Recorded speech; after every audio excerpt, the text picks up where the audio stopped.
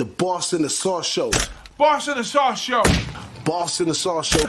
Boss and the Sauce Show. Here we go.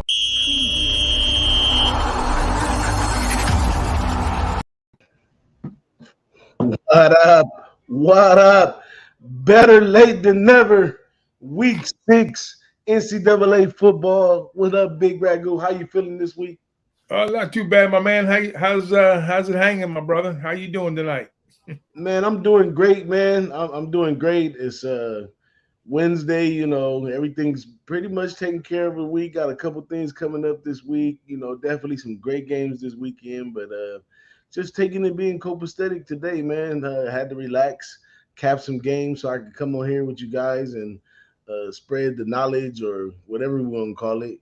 But have a good time for the most part and hang out with the main man, Big Ragoo. How about you, man? How's it going? How's everything coming together down there? Oh yeah, I mean, it's kind of unique right now. You know, like I was telling you earlier off camera, helping some family members. You know, moving some people around. You know, it's been an interesting 2 weeks to say the least. But for the most part, yeah, you know, just trying to keep things together and then try to keep things going. You know, on the sports end. You know, this is our salvation right now. Trust me. You know. Getting to hang out with my friend, my friends, my family, like you're my family, I consider you my family. Just hanging with you guys, makes it all worth it at the end of the day. But we're doing okay, man, overall. The sun's shining, so we're on the right side of the grass, so we're doing good. And it is hump day, you know what I'm saying? And today, this is hump week. It's week 6 already, man. Who would have thunk it, right? We're halfway through the season. Hey, I didn't even think about that is hump week. It's hump week, man, and that goes with a lot to say right now. As I was investigating some things, this is a week, and I talk about it all the time that with the new rules nowadays, the portal and all that. So this is the week where if you haven't played more than 4 games or started in more 4 games, you can hit the portal now. So some of these teams do have some people. None to mention that are starters though, because we still not settled on this whole portal thing. But not to say all of them are starters or anything, but things are moving around. Sometimes people moving around like that could tell a little bit about what's going on, overall. Who would have known? Paul Chryst out of here, Wisconsin, so many years. I mean, that was like almost unheard of. I think they never had a coach that they had to fire. They all just retired. So yeah, they were offensively challenged for a bit, that team. Even when Chris first got there, they had some quarterback issues, struggle offensively. Defense was always, like we talk about the padded numbers early on with the Big Ten teams, so that kind of keeps them in survivor mode early on. But, when they start getting into the thick of the schedule, and it showed up really early for them this year, they weren't looking good at all. They weren't able to score a lot of points, and this is an ongoing thing for Wisconsin. It's nothing new. The defense has always been pretty decent, but man, they had some offensive challenges, and it cost him his job. Cost him his job, man. And guess what? I was on Illinois last week. They beat them 30-10. Yeah, there you go. One of my few good picks from last week, man. I went 2-3 last week on the show. I was solo bolo right here. Yeah, but I got a chance to do some new things and stuff. I don't know if you've seen it in the replay, but I had my little screen. Oh yeah, I watched it. All that stuff. I definitely watched it. So I had fun. Like how you had all the stuff popping on the screen. That was nice. Yeah, I had a little show for them. You know what I'm saying? But we back the 2-man tandem again right now. So y'all go tell a friend. Make sure y'all like, subscribe. Share it. Share this on Twitter, man. Let some other low baggers, some of you in there, Raven from the Desert, T-Mac, RVD, share it with the homies, man. Let them know we over here on every Wednesday night. We started a little late today. It's a little 6. We usually start at 5:30, but it's okay because we made it here. We wouldn't let y'all down. So we've been rocking and rolling. Were you ready to rock into some stuff, Big Ragoo? You got I'm gonna follow your lead, man. So whatever you throw up on the screen, we're gonna chit chat about it and let the folks know, the good folks in the chat and our family and everybody else, who we on, what we're gonna be talking about. And I'm sure I gave you some of my early games that I wanted to talk about, and you got yours. So we'll pop them on the screen and we'll break them down. There you go right there. I just got one last tidbit This is just a little entertainment for everybody that's watching. Just a little something I seen along my ways of capping. So look for freshman athletes, or first year athletes that's been doing well at this time, especially the freshman quarterbacks that they got playing starting. That after 6 weeks of playing, the flame kind of died down and they reach a point to where they in between the books and trying to balance that with traveling, trying to balance that. And, that's a big thing for the coaches. That's why they always pair the young guys up with the older guys so he can show them how to travel, show them how to balance it out. But sometimes that don't happen. And you'll find an athlete who was doing really well at the beginning of the season start to kind of tear down a little bit as the season goes on. Just a little bit of tidbit I wanted to add right there, Big Ragoo. Yeah, that's good. Hey, every little angle, every little bit of information, you just put you onto something, and it could be a little profitable, a little profit angle. Those are always good to keep in your back pocket, like you like to say. Just like putting them points in your pocket, keep them angles in your pocket too, because they work. Hey, a lot of them work, man. I mean, I didn't even get a chance to bet it, but I was absolutely spot on about James Madison going into App State. I even called it first half only. And that was just a little tidbit that I picked up along the years, saying that when teams go into the apps up there, it's difficult for them to breathe. Their lungs have to adjust.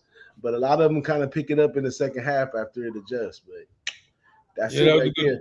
That was a good call by you on that one. I missed the boat on that one. I had App State that game. I remember that game because that was my best bet that week, and it went up like a pack of flames. But I've hit the last two best bets after that one. So I had Louisiana last week. Getting the point. Everybody was talking about South Alabama, how good they were. They played UCLA tough. They're a great football team, but going into Louisiana at nighttime, even though Napier's gone. Still a lot of scholarship athletes are still there, and they just took a beat down from ULM the week before, so I figured that'd be a good bounce back spot. They didn't get the win, and I kind of questioned if they would get the win also, but I said, you know what, better than a touchdown, in Louisiana. I take the points, but I think they lost by 6, but they still covered. So yeah, that was a good call right there. That was a good call. I was wondering about that pick too. I was like, man, does he really trust this guy that then came in here? I'm not ready to trust him, but sometimes Big Ragoo knows that end of town a lot better than myself. So let's go into this first one right here. Now, this is one of Big Ragoo games, so I'm gonna let him go. But I actually did take a peek into this one, Big Ragoo, when it first came out. I kind of looked at, a little recency bias with Missouri playing tough last week, and here we go. The Florida coach over here, Napier. The line reflects it that he should win this way, and he's been doing really well at home, and it's a good spot to take Florida minus the points. But I pass. I'm gonna let you handle it from there. Well, I look at this game two ways, a couple different angles on this spot here. Number one, last week, it was after they had a game that got moved to Sunday. They played Eastern Washington. After that tough game, they played a good game. They went up to Tennessee and played a good game up there. Getting the points up there. And Richardson actually played pretty darn good in that spot. I thought he did. I mean, they played Tennessee pretty tough up there. We didn't expect that Florida to win up there, but we expect them to perform better than they did after losing to Kentucky at home. So that was a good little. I call it not really a bounce back spot, but a spot where they can kind of regather themselves and play in a hostile environment. So they showed that they were worthy in that spot. And then after the storm and everything, the following week, they had pretty much an easy game there. I wouldn't even call it a tune-up game, but basically a game to kind of stretch their legs after playing a tough game and kind of take a breather, so to speak. Now that they get to come back in the confines of the swamp and take on a Missouri team, which had Georgia. That's right, guys, Georgia on the ropes. I mean, I don't know what happened in that game, but I could have sworn Missouri's defense was Georgia's defense in that game. They had a really solid effort. They were really up for that game. All the credit to the Tigers, going out there and doing what they do. And that was a former App State coach. over there at Missouri. He's kind of got them boys playing a little bit of defense this year because they was always a laughing stock in the SEC on the defensive side. So, I mean, whatever they put together in Columbia last week, man, they just they fought a hell of a game, 26-22 to Georgia. Here's another team that escaped, just like Alabama did in that game with Texas. Georgia, they fought a hard battle. Missouri. So what does that equate to them coming to the Swamp this week? Did they leave everything on the field against Georgia? Not that they could hang their hat on that type of game that they played, because that was the game that they really wanted to win playing at home. So they were really up for that game. So, Missouri, but they've been doing a nice job of holding on to the football too. So they get quality possessions. I think they're like third or fourth in time of possession in the SEC. So they're right in the thick of things when it comes to SEC play so far early on. But Florida, like you said, if Richardson goes out and plays the same type of game that he played up in Neyland Stadium up in Knoxville, I think Missouri, after that tough loss, they might be. This is not a great spot for Missouri after that tough game that they played with Georgia last week. So I think they come out licking their wounds a little bit, and I think Florida's kind of got a little momentum going back their way. So I kind of like Florida here in this spot. Laying the lumber here. I lay the 11 with the total. I'm not going to mess with because I think Florida's offensive line. I think it's going to be more of a ball control type of game. Where Richardson doesn't make the big mistakes, and Missouri, they're going to try to control the clock a little bit too to kind of keep them off. So I think I would lean under, and I would definitely take the Florida side here because I think Florida might put this game away, not early, but later than early. Probably you're looking at like mid fourth quarter, where they go up by 2 scores. I don't think we'll see a backdoor here. I hope not.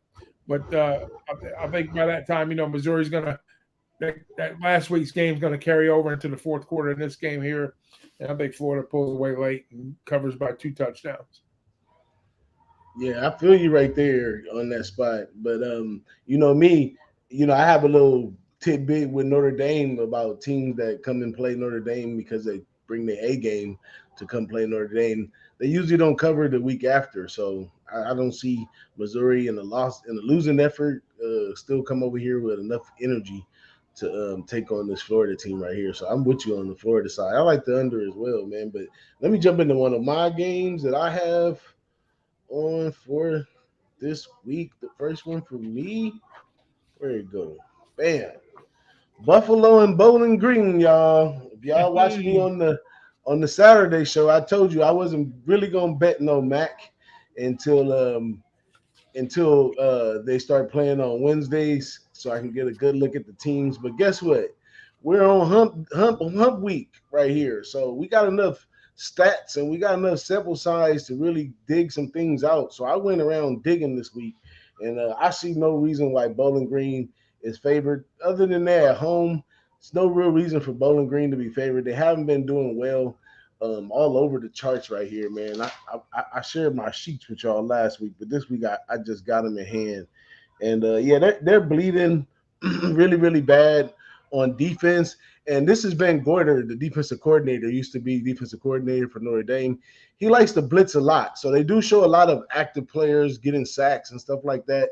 But they have a horrible third down percentage. They're allowing 51% on third down, and then on offense, they're not doing well at all. They're 32% on fourth down. They're even only 68% in the red zone. So they're struggling on offense. I don't think their defense is big and bad. They just blitz a lot. And here's a Buffalo team that could get out there, get after them on defense, as well as play a lot better offense. And both of these teams are upside down. I got no business over here playing with these two teams because both of them are upside down. But Buffalo's a little slightly less upside down. They're scoring 27 points a game, but they're giving up 30. And overall, Bowling Green is giving up 37 points a game and only scoring 24. So I went and did the numbers, digged out a few jewels right here. And just so y'all know, that's where I got the Illinois pick from last week too, is digging out these jewels. So hopefully I'm on the right side right there. What you think about that one, Big Ragoo? I tell you, Buffalo, I think they improved. They're not Khalil Mack Buffalo type defense, but their secondary has been doing a pretty good job. I think on the yardage side of things, they've been giving up less than 150 yards. I think they gave up. Let me see. Let's see. They gave up 190 yards to Eastern Michigan and 119 yards in Miami, Ohio, and they had some picks in those games. So I mean, they haven't been getting lit up on the pass in a conference that is known for lighting up the scoreboard in the passing category. So their defense is kind of tightened up a little bit offensively. They've won a couple games in a row, and they had a nice win against last week against Miami, Ohio. 24-20. They're not lighting up the scoreboard. They're doing it methodically. I think they're kind of keeping that balance. They're probably I wouldn't call them the lower end of a MAC team. They're not somebody like Kent and these other teams that are going to go and light up the scoreboard.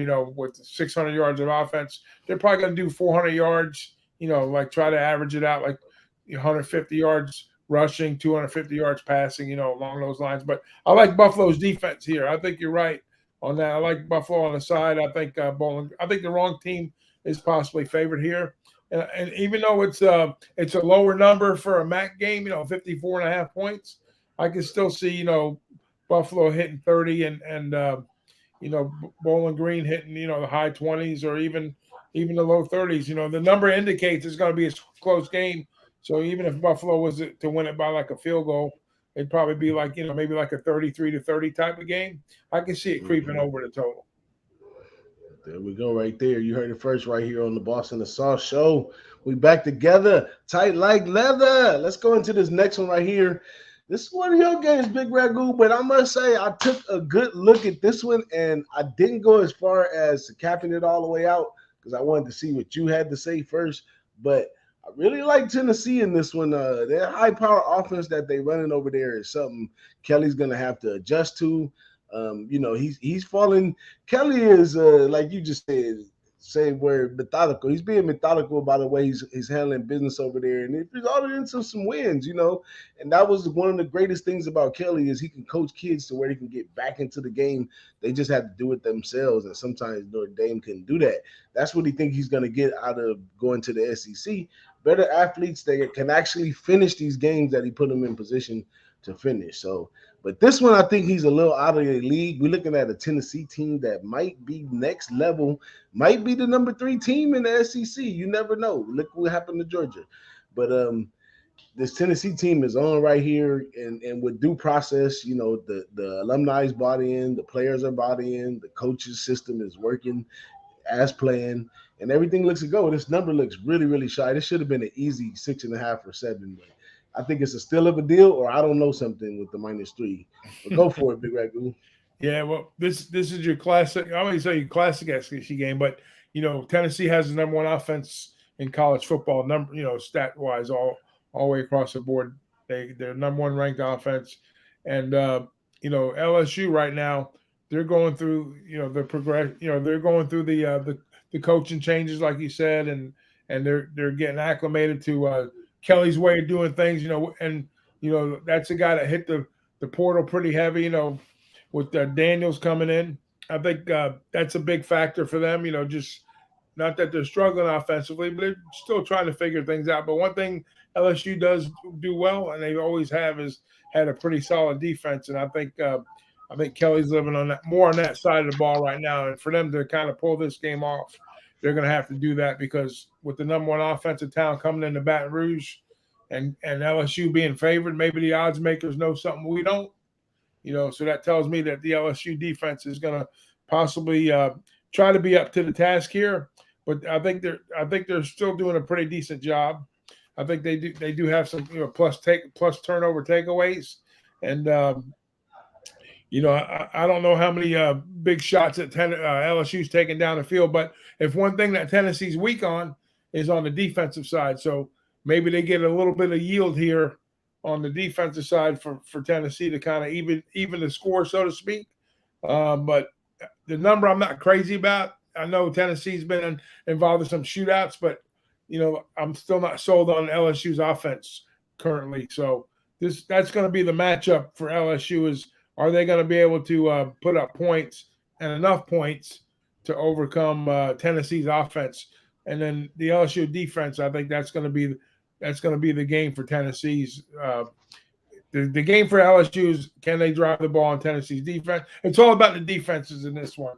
We know LSU's defense is going to try to slow them down, and we know that we'll see if Tennessee's defense is going to be able to not let LSU score too many points on them. But I think they have weapons.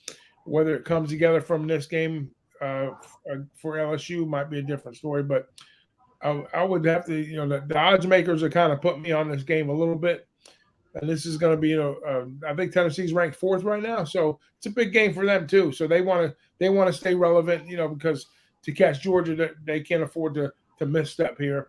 So for them to stay undefeated, they're going to have to roll in the Baton Rouge and win a big game. This is really probably their biggest test of the season outside of Florida, and that's going to get tougher from here on out for this team. So I'm going to pass here, but I'd be interested in seeing LSU on a team total, maybe a full game.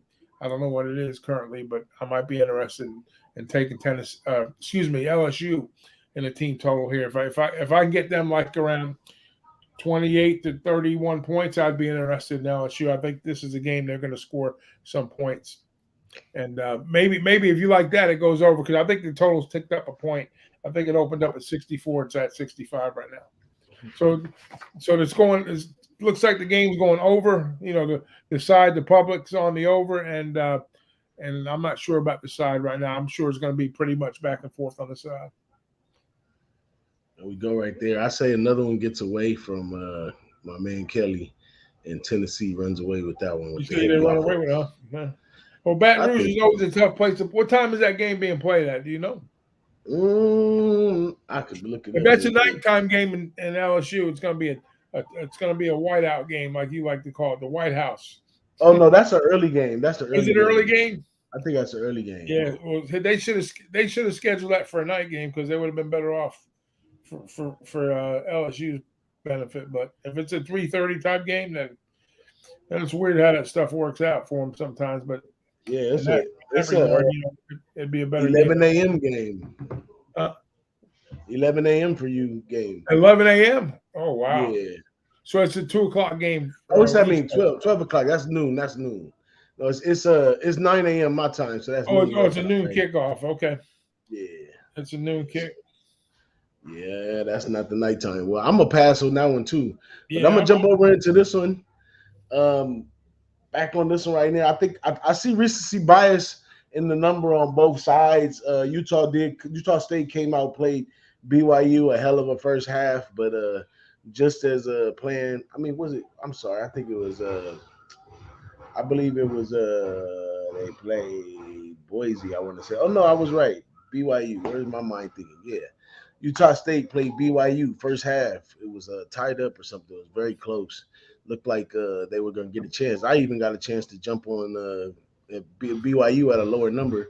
They came out the second half. The grown man came out in BYU, and they spanked them right there. So I think there's a lot of bias. He putting the number down with Utah State, a team that's just bad overall. They're upside down by a lot over here. They're giving up 36 points a game, and they're scoring 20 points a game. The offense, Notre defense, Logan Bonner, he's not the guy right there.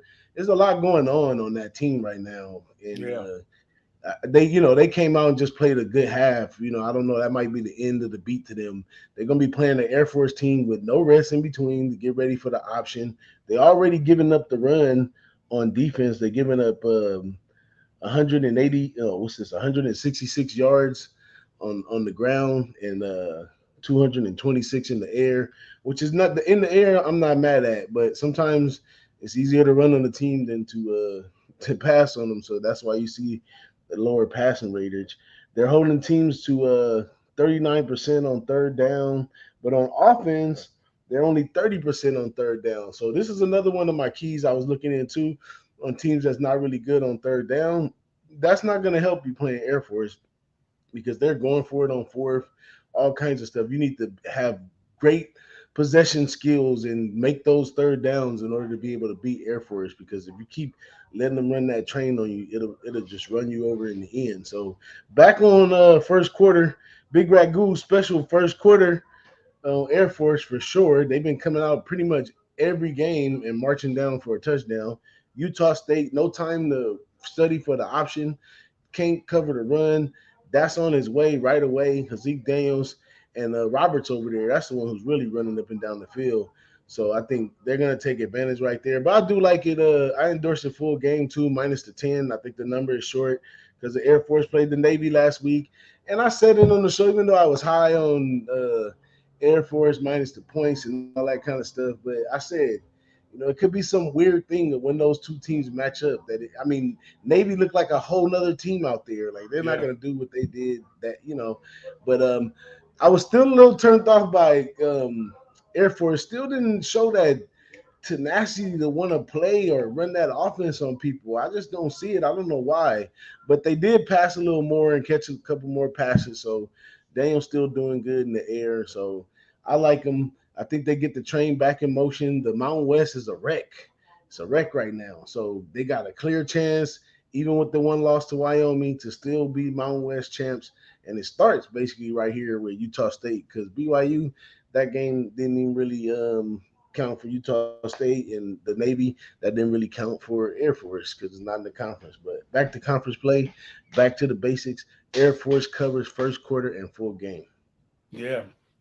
No argument from me on that one because, I've been back-to-back weeks with the first quarter action on Air Force. And I just had a weird feeling about that game last week too, because not out of respect, because it seems like when these academy schools play each other, they're always tight games no matter what. Even though Air Force, like last year, we had them, like we talked about how good they were last year too, and Utah State jumped up and surprised everybody with the first-year coach, getting capturing the Mountain West is, that's where you do it best, so better than anybody else. But the look I have here with this Air Force squad is, this 1-4 overall with Utah State, who's struggling defensively, and a little bit on the offensive side, obviously, not getting the W's put up on the board. But the more surprising thing to me would be, it's not going to be surprising, but Air Force, I think, is going to dominate the line of scrimmage, number one rushing attack in the nation.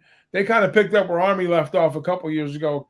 They kind of slid into that spot. And they always had a quality program, but Army was always a little bit better on third downs. But Air Force is kind of, with that third-year starter, the quarterback, and Calhoun, the way he's got these guys coached up, it's not too often, like we said in the past, that these, they're going to have their guys for the duration, couple 2 years, and then turn it over. But you got a 3-year starter here. You got an offensive line that likes to control the line of scrimmage and time of possession. So, it's all Air Force for me. I think they win by margin too. So I hate to say like triple up on Air Force, but it's probably not a bad thing here. You get them. Yeah, not a bad thing. First half and full game, Air Force, baby. Let's go. Fly high. Hey, fly high. I hit one of those triple up messing around with them, so I'm not mad at it, man. Let's keep it rolling on into the next one. Booyah. This is one North Carolina was coming up on my radars with high remarks to their offense, but we all know they can't play defense, and I'm still in my feelings about them not beating Notre Dame. But that's another story. But what you got on this game, Big Ragoo? Oh man, it's got all kinds of crazy looks on this. We got friends down in Miami. Serge and Milovan. They call me every weekend about how they're pissed off at Miami, and they did this. They with the A&M game early on when I had A&M as best bet a couple weeks back in the first half, which real low scoring game. And Miami's defense looked like, hey, maybe they got something to them here, but that was. That showed you how bad A&M offense was, because even though they won it on the back of their defense, then you have Middle Tennessee comes into Miami and opens a can of whoop ass on them, in Miami. Ugly game for Middle Tennessee, ugly game for Miami, with Van Dyke, the quarterback. Just they've got some issues to work out, and then here it's a typical first year coach scenario where like last year with Utah State, those instances rarely happen. They happen though. Sometimes like Sonny Dykes at SMU. He's coming in there, picking up that talent, pushing it out, and it happens in certain leagues. But when you get in these tougher, when you get in these bigger, 4 and 5 star recruit type leagues, Miami, the bigger programs, you just can't waltz in there and turn a program around in a year's time. Look at FSU. I've suffered for years with that program, so it takes time, and it's going to take time for Miami to get things figured out. Now, Whack Brown, for some reason he can't put a defense on the field.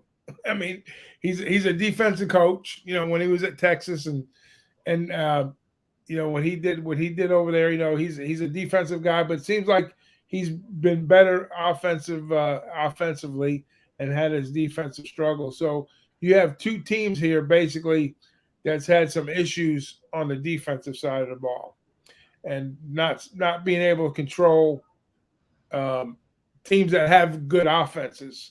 Now the jury's still going to be out on Miami's offense, but we know Carolina can put points up here. So the only look I would have here was I would lean towards the over. And, anytime I got a team that can score points and I'm getting points, I'm going to put them points in my pocket. So I'm going to, as bad as I hate this team, to lay points with, I'm comfortable taking, 4.5 with North Carolina here in this spot. I think North Carolina is going to score points. If Middle Tennessee did a number on this team, I don't see why North Carolina. Now, the only thing you got to watch out here, I think Miami's coming off a bye, if I remember correctly. I think that game was like 2 weeks ago, not last week, because a lot of stuff is blurry to me. But I think they have had a week off, so that would be my only pause to maybe think about it. But I still think we see points. I think maybe how do you make a team better? Like we talked about this with Notre Dame when Notre Dame was struggling when they went to play in Chapel Hill against North Carolina. They went in there and they steamrolled North Carolina, and made their offense look good. So maybe we get the same thing here at Miami. Maybe, it's what Miami's offense needed to play a team like North Carolina to get things on track. So I would lean over, but I still put the points in my pocket with North Carolina. There you go, right there. I'm gonna stay away from that game because I don't know. I still got a bad taste in my mouth. Shout out to the people showing up in the chat, man. Raven in the Desert, it's Snizzle, Nasty Nate, Julian Serrero. I'm sorry for chopping your name up, Julian. Top Set, my man Don Player asks, what do we think about this Buffalo right here?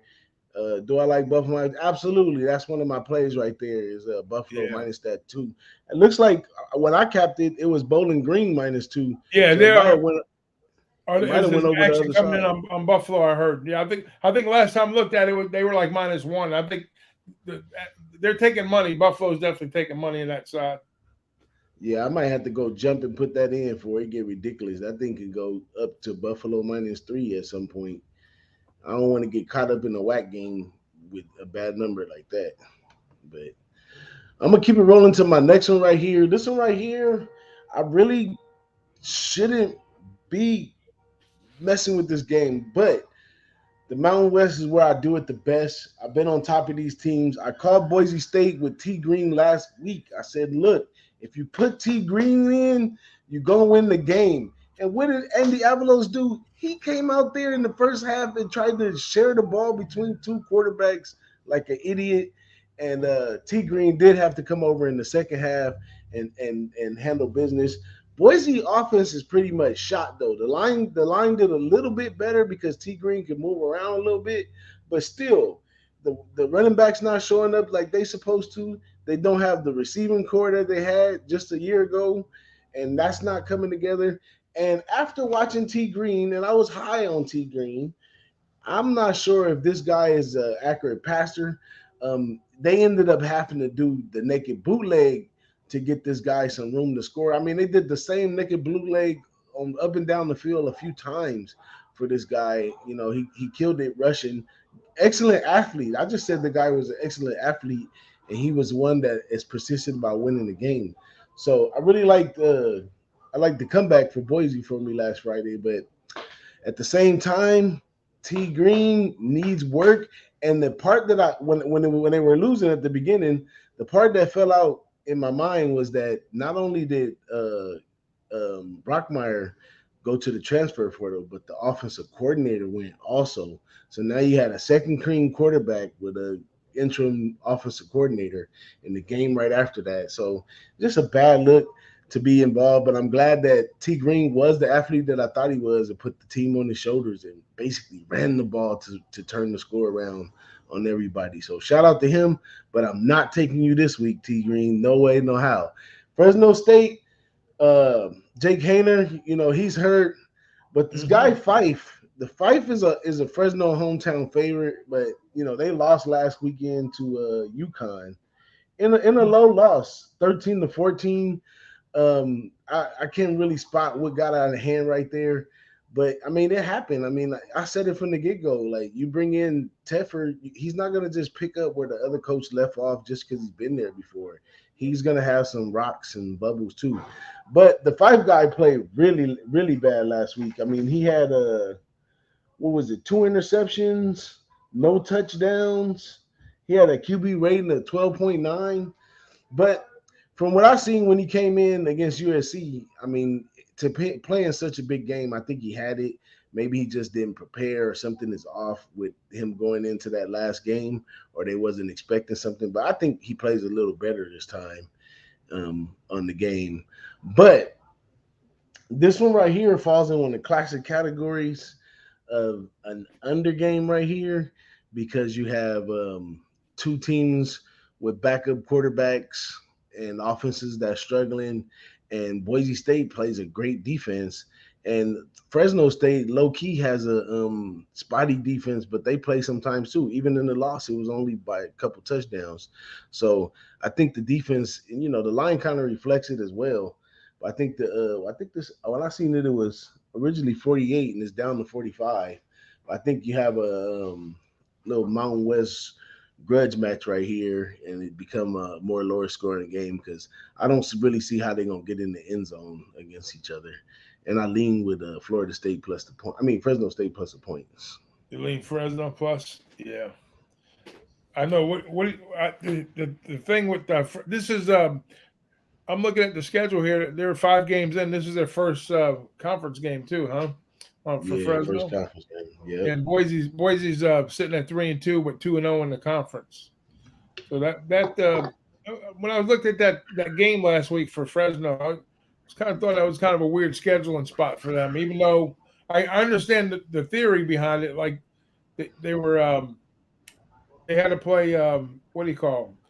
They played Oregon State and USC prior 2 weeks before that game that they're scheduled to UConn, but it was on the road. So they're basically playing that was on the road, right? And then they played USC on the road, right?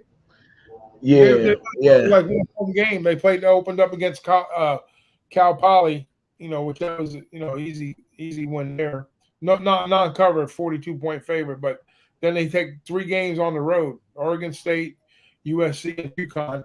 So kind of a weird scheduling spot, but you figured, they go in there and just handle business and, get ready for Fresno. I mean, for Boise, excuse me. But I don't know, but just kind of a weird spot for them. So it kind of jumped up and bit them in the ass. Now, maybe they recruit, and then, like you said, with Herner getting hurt, so I don't know. You know more about the quarterback situation than I do with this particular spot here, but I just think Boise's got a little more momentum going in. You like Fife? You like the quarterback Fife, or you like? Well, I like his when he came in against SC, he was able to manage the ball well, protect the ball, and everything. I don't know what happened in this other game, but I mean, I didn't. Just you mentioned it, I'm like, what's the travel miles between Connecticut and California to be coming? Playing SC, go back home, which is like a 6-hour, 5-hour trip, and then get ready to get on the road and get over there. I'm sure they had to get there by Tuesday or Wednesday. Yeah. That was probably a mess. So him being a backup quarterback coming in to take over, maybe he didn't get everything down, but I think with coming back and having a week full of practice, I think we get a better fight right there. I'm kind of leaning towards more towards that lean, getting the 7.5 out of it. I think Fresno State could pull it off, to tell you the truth, because I don't know. how Boise's gonna move the ball. Well, here's the thing: the total's sitting at what 45.5, and Yeah, they're over giving up. at 48. They're giving up the 7.5, which that hook's going to be big. So that's telling me it's that the points are going to be pretty close. If they moved up, they're kind of daring you to take Boise. But and then I understand like I say, I understand the quarterback situation with Hainer. So maybe it's not a bad look. Maybe we look at a possible under here, possibly a closer type game and more of a defensive type game, or you think it's going to be more of an offensive type of game. What do you think? No, I think it's gonna be more You had to pick a defensive. total. Which way would you lean, or which way would you go? If you Well, I was on. I initially was on the under, but it was at 48, coming down so far. Yeah, so it's coming down. I'm not really comfortable with the 45 right there. That's the short end for a Mountain West team. They'll put up a couple fluke touchdowns on each other, but Yeah. both. I mean, it's a flip of a coin if one of these quarterbacks turn on with the backup quarterbacks coming in. So I think it's going to take time for that to develop. And like I said, Fresno State defense is not really bad, but Boise State defense is really decent. They're only giving up like 129 on the ground and 136 in the air. Yeah, And that plays into it with the backup quarterback and Boise's defense. So and they're hanging at 7.5. So I'll probably pass on that one. I'll cheer you on. Yeah, I think I'm gonna go over from the total going under to Fresno State plus the points, because I have more faith in Fife, because look at his circumstances. He looked really solid in the USC game when he came in. I mean, they still had a chance even without Hainer. I think I had Fresno that game. I took Fresno against USC that game. It was a loser, but like I say, when Hainer went down, that's when everything went sideways for Fresno in that game. I think they were within one score, or they were covering a number whenever that happened. And then after that, the game got put out of reach. So. Exactly. Well, let's jump into the next one. This one I looked at too. It was funny. A lot of the looks that you had for this week, Big Ragoo, I took a look at all of these right here, and this was one that I really wanted to take right here as well. But go for it. I'm gonna let you start off, and I'll put my little 2 cents. We're talking about the Wake Forest and the Army game. So Wake had a really nice game last week against FSU, and not that I ever had concerns. I didn't get involved with that game last week because I kind of wanted to sit back and watch and see, how Wake was going to handle FSU's defense, and I thought they handled it pretty handily overall. That was not a great defensive effort by FSU, and like I said, FSU's kind of been playing a lot better offensively. They had struggles, but their defense has always been good, and especially in the first half of game. So they pretty much. They pretty much dominated that game against FSU. I think the score wasn't as close. The score didn't indicate, even though the score said it was closer than it was, Wake dominated that game, both sides of the football. But they get an Army team now, that the team that likes to control the clock, that likes to run the ball. But Army's got some issues going on right now. A lot of them. There's even rumors that Monken's going to go to coach at Georgia Tech, is what I'm hearing. So, they're going to go take the Paul Johnson route, go back to the triple option, possibly at Georgia Tech, if they hire him on. But that's the rumors I'm hearing. They're 1-3 right now. They lost an ugly game to Georgia State last week. And I don't think it's going to get any easier for Army here, even though they're going to try to go in there and control the clock, and run the ball. But I think Wake's defense questionable at times against an Army defense that's not very good at all. I can see why this number's kind of crept up to 17. I think it was sitting at 15.5 at one point. So it's all Wake money coming in. A lot of it's public. I don't know how much of it's sharp currently, but I think they've been giving up an average of 40 points a game, Army. And I think Wake will do that maybe in the first half if they play the way they've been playing, because Army's defense is horrible. And I think overall ranking Army right now is like they're sitting like at 128. They're like in the bottom of the FBS numbers here overall. So it's a feast day for Wake here, guys. If you want to get in on it, I suggest you do it now before that number gets even higher. But I'm definitely going to be on Wake Forest first half here. That's my look. Yeah, I think Wake's going to have a field day with Army and put up as many points as you can count. I like it. I like Wake minus the 17 was the one that caught my eye. Yeah, you probably got to lay 10 points with them in the first half, but I think they'll be up 3 scores. I think Wake will win by. I think Wake will probably be up by 2 scores at the first half, and probably by the end of the game, maybe 3 to 4 scores. It'd probably be. I say they'll win the game by 21 to 24 points, and they'll probably be up by 14 at the half. So it might be a double up. I'm definitely going to pull the trigger on the first half here. I think Wake's going to score a bunch of points. Army's defense is laughable at this point. I like it. I might triple up like we're gonna do on their Forest, on Wake Forest fading Army. Triple up on both sides. I think it's gonna be. I mean, Wake has no reason to slow down. I mean, everybody's doubting them. They're just coming off a big win. Like they have no reason to take the day off, slow down, or anything. So I like Wake as well. Yeah, they got their loss out of the way. Clemson right now. Clemson, like I was telling Florida State had to play. They play Wake. They play NC State and Clemson back to back. So Wake, that was a big gate for Wake to kind of win their way back in, and they got to play.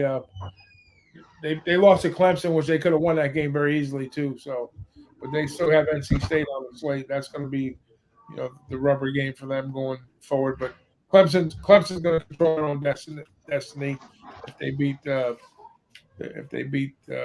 NC State. So, I mean, that's basically.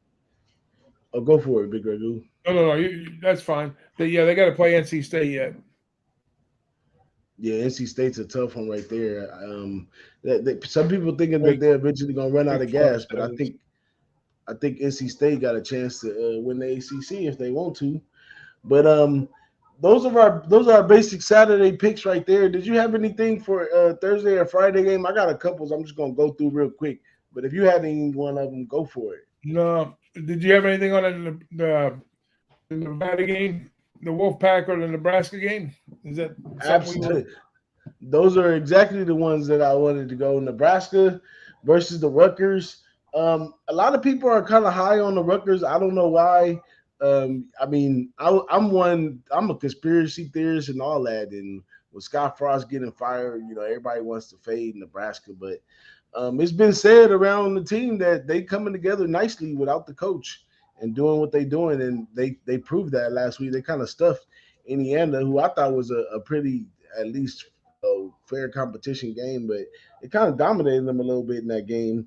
But in this one right here, it's a classic look right here to an under for me. Nebraska traveling to the Rutgers, and the Rutgers, both teams upside down again. The Rutgers are number 73 on defense, allowing 27 points a game. They're number 120 on offense, and they're only scoring 14 points a game. And also Nebraska, they might be on a turnaround. So these numbers could not represent really where they're playing, which is what I think they're playing a little bit better than what it looks like on paper. But on paper, they're number 53 on offense, 29 points a game, and they're number 110 on defense, giving up 36 points a game. So you would think a game like this would cause for an over because of the defensive play, but the offensive play is just as bad for the Rutgers. So I really like Nebraska -3. I think that number is a little short. It should at least be 3.5 or something. So what? It's a road game and they traveling, the coach situation and all that. They playing good ball. They coming off a win at home. This is a chance for them to mark a stake in the ground and keep going. So I'm taking Nebraska -3. And I also like the under in this game. Like I said, it's a classic under right here. You got a bad offense. You got Rutgers defense is not too bad, but I mean, not Rutgers defense. Nebraska defense is not too bad, but they have the talent on defense, but the numbers don't match the talent. So they have a couple guys that I would consider on defense straight studs in the linebacker L. Raymer and the defensive end G. Nelson. I would consider them straight studs, but the numbers on defense don't reflect that. They're giving up 206 on the ground. They're giving up 300 in the air, but we're looking at a new team moving forward after this win and everything coming back together. So I like Nebraska in this one right here, and that's on Friday at 4 o'clock. Then let me jump on over to this Mountain West game that I like on Friday as well. We've been waiting for this game right here, Big Ragoo. I mean, Jay Novell takes on his own squad. What else? We need to narrate this one right here. Ken Wilson, great defensive coach with Nevada. Nevada hasn't been doing that well though. Nevada is what we got here? 2-3 overall, 0-1 in the conference, 2-3 ATS, 3-2 to the over. And on the other hand, Colorado State, they're even worse though. They're 0-4, 0 in this first conference game for them, but they're 0-4. Both of them coming off a bye week right here too. That's a little interesting right here. The two teams coming off a bye, trying to get things together on both sides. I know Jay Novell, he think his whole reputation's on the line, but I like what they have going on at Nevada a little bit more than what they got going on at Colorado State overall. And I think Nevada holds this one down right here. So I'm taking Nevada on this one, minus the 3.5. Colorado State is just doing so bad. Those guys, I mean, all that, bringing those guys from one place, moving them over to this team, I'm sure it's a bunch of guys on Colorado State. Like, I made a mistake. I want out of here. In the transfer portal, you're going to see some kids not play this game, all kinds of bad stuff on the Colorado side of things. Whereas on the Nevada side, they could look, they try to capitalize on the moments they were good and try to build on that.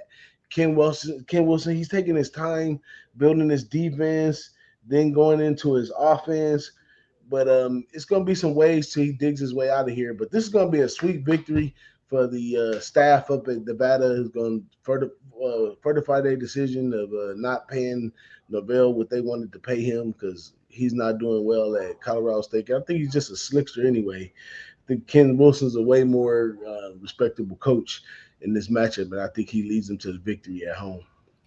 Yeah, I think Wilson's been with the program a lot longer too, hasn't he? I mean, even way before Novell got there, wasn't he been there like for like 16 or 17 years or something like that? Yeah, he goes back. He goes back with the program for sure. Yeah. He's well respected. Like he's one of them type of guys that can, especially in a game like this, where the ex-coach, you get to go against a guy that kind of left you guys high and dry, and try to take everything with him, that type of stuff. And the guys that stood behind, they stood behind for a reason, so they believed in what Wilson was going to stick around and bring him the following year. So this is a get right game for the Wolfpack. They started out 2-0 and lost, the last 3 games.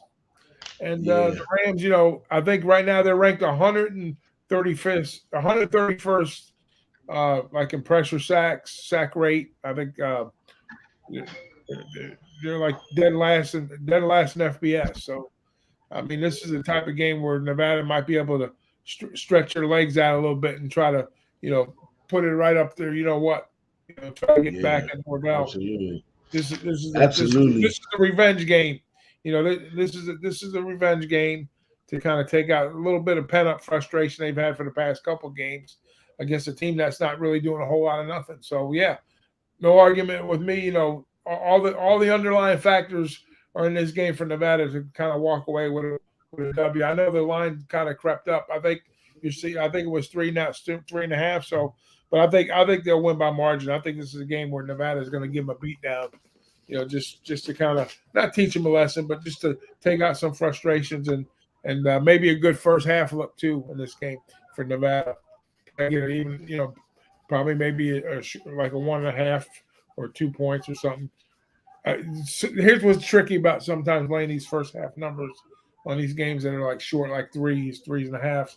The value is probably in the long term part of the game, but the motivation will be there early. So maybe they kind of take a bigger lead early and things tighten up late. But I think it's all one-way action here. I think Nevada is the play here. So I'll get to the window with this one for sure.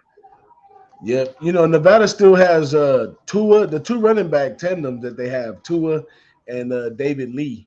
One's like a Mm-hmm. power back and one's a speed back. So they still have that to their side, whereas Colorado State hasn't been really producing nothing on offense. And Jay Norvell, he's supposed to be an offensive coach. That's Yeah, supposed to and be their his defense is really specialty. bad too. Yeah, he never plays defense, so he's probably. I mean, he took over 8 of his receivers and stuff like that, the skill position players. Why can't he develop points like he had points at Nevada? So I just say Nevada wins in the tug of war with Jay Norvell. Jay Norvell's a little slicker, Yeah, but I like that one on Friday for some Friday night cash. But that's basically it for me, man. Got to give a shout out to our guy Guillermo in the chat right there, man. It's Nizzle. Reef NYC. Reef NYC says the Wolfpack is trash. I mean, I'm not saying that they nothing to go run yeah, to the thing for, but I'm saying in this spot right here, this is a big game considering the two organizations. And in this one, I'm gonna go with Nevada. yeah. I agree. I mean, there's nothing to write home about it in reality, but still, I mean, they're picking up the pieces where Norvell left them, and they're definitely a better team than Colorado State at this point in time. So, looks like a cheap buy on price for me.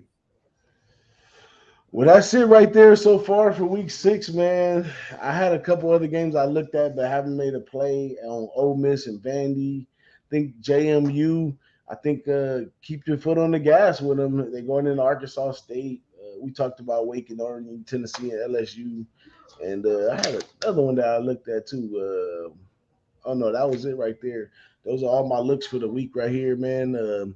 We bustle it down to the numbers, so hopefully the numbers usually stay true once you got a good sample size, and that's a great way to find the edge. So gonna run with these numbers right here, man. But nothing else much to say, but announce our Sunday show. Let me get to the Yeah, what we got coming graphics. up for the rest of the crew? Yeah, we got before you bet NFL. We got that each and every Sunday for the NFL, right a little bit past third quarter. We come on at about 3:30. Where's my graphic? And me and Dom Ricci and I, we do our thing on that one right there before you bet every Sunday. So stop by. We usually have a lot of guests. Looking for some of you guys in the chat, Guillermo, and some of you guys to come join us. Don Player, anybody in this chat right here, you're welcome to come on to the NFL show on Sunday. Give out, some information. Let us know how good or bad you're doing. You can even come on and do a rant if you like. Just, me and Don Ricci, we ran all the time. So you come on and do a rant if you see something you don't like with NFL, and hang out with us. We've been trying to put this. I think we're gonna have to turn it up a notch on y'all on these contests. I've been trying to go light on the contest, Big Ragoo, but they're gonna make me go for the big ones on y'all, because I'm thinking about doing a pot, on weekly picks, a weekly cash pot, sports better tournament, $50 entry, winner takes all. Give you Yeah, 1,000. I'll donate to the cause. My NFL action right now hasn't been a little less than stellar, which it usually is the first few weeks. I preach that every time. Every beginning NFL season, I tell people my NFL is rough early going, but after about the fifth, sixth week, it's all money from Yeah, there. So there you fade me go. early, tell me late. But this is a free entry contest right here for before you bet. It's weekly. It's just a pick 6 contest through the CBS office pool. If you want to get involved, just hit me up or just email this email address right here. Email us at wbsportstalk@yahoo, and we'll send you out the invite and get you all in there. That's the free one, but I don't know. I'm gonna give it a couple more weeks and get everything together. But I think we're gonna go weekly cappers contest through all the sports, since all the sports are playing right now, so everybody can be involved. Basically, it's $50 entry. Everybody get 1,000 chips or points or whatever you want to call it in the nice little sports book of our own, and you do whatever you do from there, and whoever has the most money at the end of the week gets all the money. So with a $50 entry, you could take just 10 of us, and we'll have a $500 prize each week. So There you go. A if lot of fun. I know a lot of these cappers, they do shy away from putting their skills to test, but this will be like, kind of like putting your money where your mouth is. So come on to this one. We're going to be putting that together. If you're interested in that one as well, just hit us up in the chat. Hit me directly at DJ Big Boss on Twitter, just as you see there, or also email us at wbsportstalk@yahoo, and we'll get you on the waiting list. I'm going to say we got a waiting list. I'm in. Big Ragoo's in. I'm pretty sure we got a couple other of our guys that's in. So we're already about 4 deep in there. So we really got 6 seats left for the $500 prize, $50 a person. Weekly pool. We did this before a long time ago. It's no big deal. We're going to get it going and have some fun. Yeah. It's always fun to have a little skin in the game. Oh, yeah, man. Don't give all the money to the bookies, man. Share it amongst us, man. That way we congratulate each other in some way, some way or fashion each week when you have a great week, especially if you're willing to come play with us and put your money on the line, then we're willing to put the money on the line with you and have fun. And whoever has a great week, have a great week. If you feel some type of way, tell them. But let's get out of here, Big Ragoo. We love y'all. Appreciate the chat, man. We had 2 million viewers and, a few people in the chat, but we had a great time. We will be following through with the clips of each pick and also with our total picks for the week. So look out for that. Follow us on all social media platforms, and we out of here. The Boss and the Sauce Show. Boss and the Sauce Show. Boss and the Sauce Show. Boss and the Sauce Show. Here we go.